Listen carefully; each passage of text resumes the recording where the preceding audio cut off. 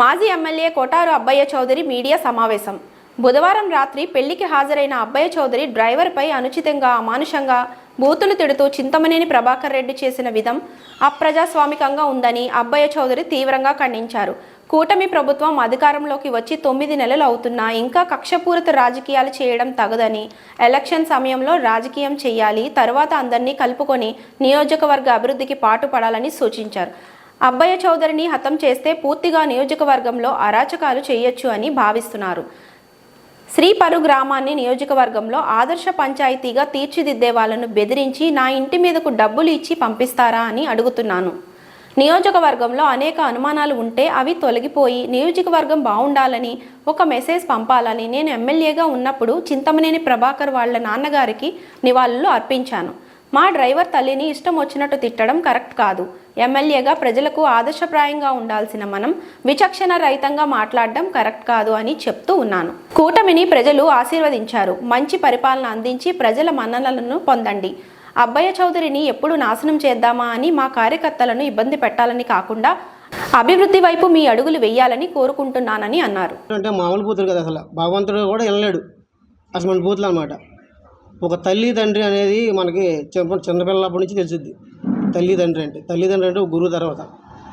అయినా అవి కూడా లేకుండా మా అమ్మని తిట్టిన తిట్లు 1 నుంచి 100 వరకు ఎన్నిసార్లు ఉంటాయో అన్నిసార్లు నీ అమ్మ అని మాట మాట్లాడాడు. నీ అమ్మని దెంగ లంచాడగా నీ పేగులు పీకేస్తా, నా పేగులు పీకించుకొని రామన్నాను. పీకమన్నాను, నేను కూడా పీకమనండి. చంపేస్తే అతని పేరు అన్న ఉంటుంది, చచ్చిపోయాడు పలానా చేతులు గౌరవాన్ని. అందరికీ నమస్కారం. నిన్న కేతినీడు జైనేంద్ర కుమార్ గారు అమ్మాయి పెళ్ళికి పద్మావతి గార్డెన్స్ వెళ్ళాము. అంతకుముందు క్రాంతికి వెళ్ళి అక్కడి నుంచి అక్కడికి వెళ్ళాము. అక్కడికి వెళ్ళి మేము స్టేజీ మీకు వెళ్ళేటప్పటికి అక్కడ మన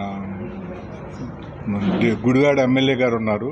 ఆయనతో ఒక మాట మాట్లాడి మేము అక్షంతలు వేసేసి ఫోటో దిగాం. మేము దిగి వెనక్కి తిరిగి వస్తుండగా ప్రభాకర్ వాళ్ళు వచ్చారు. వస్తే మేము కిందకు వచ్చేసి ఒక పక్కన నుంచి ఉన్నాం. ఈలోపు ఎవరో పిల్లలు ఆడవాళ్ళు ఫోటోలు దిగుతున్నారు. నేను వెనక్కి తిరిగి చూస్తే ప్రభాకర్ ఇటు పక్క దిగకుండా వేరే పక్కకే దిగాడు. అతను ఏదైనా భోజనానికి వెళ్తున్నాడేమో అని అనుకున్నాం. కానీ ఒక 2 నిమిషాల్లో మళ్ళీ వెనుగల రాము గారు తను కలిసి వచ్చారు. వస్తే మేము కొద్దిగా పక్క తప్పుకున్నాం. ఆ సందులోంచి బయటికి వెళ్ళిపోయారు. వెళ్ళిపోయి అతను కార్ల దగ్గరికి వెళ్ళిపోయాడు. వెనుగల రాము గారు మళ్ళీ ఆయన పంపించేసి వెనక్కి తిరుగుతుండగా మేము 2 నిమిషాలు లేటుగా మేము కూడా బయలుదేరి మాకు వేరే పెదకడిలో 2-3 ప్రోగ్రాంలు ఉన్నాయనే ఉద్దేశంతో తొందరగా వెళ్దాంలే అతను వెళ్ళిపోయాడనే ఉద్దేశంతో మేము వెనక వెళ్తుంటే వెనుగల రాము గారు తిరిగారు. అప్పుడు ఎమ్మెల్యే గారు ఆయనతో మాట్లాడుతున్నారు. నేను ఆ వెనకాల నుంచున్నా. ఈలోపు ఎదర పెద్ద గలాట జరుగుతుంది. ఏంటో ఏదైనా మామూలు ఏమో అని అనుకుని నేను కూడా 2 నిమిషాలు ఆగాక వెళ్తే మా కుర్రోడిని ముందు నాగరాజుని అడ్డమైన బూతులు తిట్టారు. క్లియర్గా ఆ రోజు రాత్రి చూస్తే ఆ కారు కాకుండా అతని కారు కూడా మీకు పిక్చర్లో కనపడతా ఉంటుంది. ఆ కారు వెళ్ళటానికి ప్లస్ ఇంకో మోటార్ సైకిల్కి కూడా ఖాళీ ఉండేటట్లుగా ఉంది. అయినా కానీ అతను ఇష్టం వచ్చినట్లు తిట్టాడు. తిట్టి తర్వాత మా కుర్రోడు హేమంత్ని సెల్లలు లాక్కుంటానికి పట్టుకొని 3-4 కలిసి గన్మ్యాను ఇంకొక 2-3 కలిసి పట్టుకొని లాగుతున్నారు.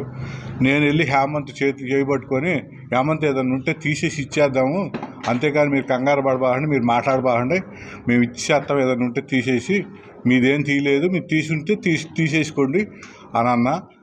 ఈలోపు ప్రభాకరు వెళ్ళిపోయి ఆయన కారులోంచి ఒక స్టిక్ లాగా ఉంది. అది తర్వాత తెలిసింది అది బూట్లు లాక్కుంటానికి ఏదో స్టిక్ అంట.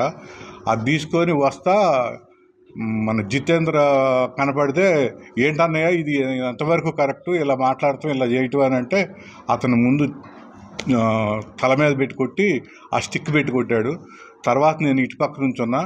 నా దగ్గరికి వచ్చి న్యాయంపల్లి చెరువులు అటు దెంగుతారా బాబుగా నువ్వు అది ఇది అని అన్నాడు. అని నా మీద స్టిక్తో 2 సార్లు ఈ చేతి మీద ఆ స్టిక్తో కొట్టాడు. నువ్వు పిచ్చి మాటలు మాట్లాడబాకు, ఏదన్నా ఉంటే నువ్వు 2 మనుషులను పంపించు, ఈ రోజైనా ఎంక్వైరీ చేసుకొని అందులో మేము తప్పు చేసామనంటే మేము క్షమాపణ కోరుతాం. ముందుగా ఇక్కడ వచ్చినటువంటి చాలా రోజుల తర్వాత మీడియా మిత్రులందరినీ కూడా కలుస్తూ ఉన్నా. ఇక్కడికి వచ్చినటువంటి మీడియా మిత్రులందరికీ కూడా పేరు పేరున నమస్కారాలు. ఈరోజు కూటమి ప్రభుత్వాన్ని ఇదేనా మీరు పెంచి పోషించేది? ఈరోజు చంద్రబాబు నాయుడు గారిని అడుగుతూ ఉన్నాం, పవన్ కళ్యాణ్ గారిని అడుగుతూ ఉన్నాం, లోకేష్ని అడుగుతూ ఉన్నాం. ఇదేనా మీరు మీ శాసనసభ్యులకి చెప్పి పంపించేది? ఈరోజు ప్రజలను తిట్టమనా? ఈరోజు వెళ్ళి వాళ్ళ అమ్మగారులను తిట్టమనా? తప్పు కాదా? ఇది ఖండించాల్సినటువంటి అవసరం మీకు లేదా? ఈరోజు మళ్ళీ ఆయన ఏదో చెప్తా ఉన్నాడు, నన్ను ఊరిలో తిరగనీయడట. ఏంది భాష? ఎవరిని ఊరిలో తిరగనీరన్నా? మాకు స్వాతంత్రం లేదా? రాజ్యాంగం కల్పించిన హక్కుగా మేము తిరుగుతూనే ఉంటాం. మీ తప్పేంటి? ఎవరికి స్వాతంత్రం వాళ్ళకు ఉంటుంది. మీ పర్మిషన్ తీసుకుని మేము నడవాలా? ఈరోజు అలాగే పర్మిషన్లు తీసుకుని మీరు వెళ్ళారా? అక్కడ ఇంకా అసలు చాలా దారుణంగా ప్రవీణ్ అయితే చనిపోయాడేమో ఒక నిమిషంలో. వాళ్ళిద్దరూ వెళ్తున్నటువంటి కారు ముందుకు తోసేశారు అతన్ని. ఒక నిమిషం, నాకు ఆ గన్నుపై ఒక నిమిషం చెప్పటానికి బాగానే ఉంటుంది సినిమా స్టోరీ లాగా. నేను చెప్పను. వాళ్ళ శాసనసభ్యులు విడుదల రాము గారు ఉన్నాడు కదా, వెనగల రాము గారు ఉన్నారు కదా, అక్కడే జనసేన ఇన్ఛార్జ్ చర్మలశెట్టి రమేష్ గారు ఉన్నారు కదా, అక్కడే ఉపాధ్యాయులు ఉన్నారు కదా. సీసీ కెమెరా అక్కడ ఉండకుండా ఉండదు కదా. అబ్బాయి చౌదరి ఎక్కడున్నాడు, ఆయన ఎక్కడున్నాడు అనేది అక్కడ సీసీ కెమెరా తెలిస్తే తెలియదా? తెలుస్తుందా లేదా? అందరికీ తెలుసు కదా. పోనీ నేను అక్కడ గన్ను పట్టుకుని కాల్చితే నేను అక్కడే ఎందుకున్నాను? అక్కడే నేను ఇంకా పావుగంట ఉన్నాను కదా. అదే కళ్యాణ మండపంలో, అదే ప్రాంతంలో అక్కడే నేను పావుగంట ఉన్నాను కదా. ఎందుకున్నాను అక్కడ? ఆయన గన్ను నా చేతిలో ఉంటే మరి ఆయన ఎందుకు వెళ్ళిపోయాడు? ఏదా గన్ను? ఇది మాయ మాటలు చెప్పడం కరెక్ట్ కాదన్నా. ఏదో కేసులు పెట్టేద్దాం, ఏదో ఒక విధంగా మా ప్రభుత్వం ఉంది కదా. నిజాలు వాస్తవాలు అక్కడ ప్రజలన్నీ చూశారు. ఈరోజు చట్టం కూడా ఎలా బిహేవ్ చేస్తుందో చూడాలి ఈరోజు. ఎందుకంటే ఇదేమి ఏదో ఒక ఎక్కడో రోడ్డు మీద జనాలు లేని కాడ జరిగినటువంటి సంఘటన అయితే కాదు. పూర్తిగా జనం ఉండి అనేక మంది పెద్దలు ఉన్నటువంటి